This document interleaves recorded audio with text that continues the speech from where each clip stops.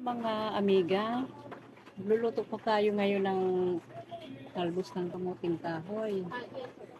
So, ang ating nagamit, ingredients, sibuyas, bawang, lagyan natin ng sili. Tapos, ito po yung pangsahog. Mamaya hihimayin natin ito. Tapos, itong nyog. Nagatain. Aanuhin ko pa ito, pipigain. Mamaya. Lagyan natin ng asin. Piga-pigain natin. Ganito hanggang maging ganito.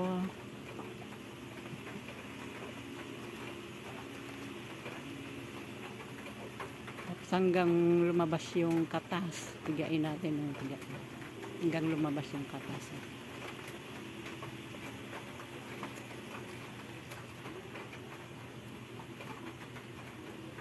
May himayin natin, hiwalay-hiwalayin natin para maano pagluto, tapos balnawan natin para matanggal yung pait.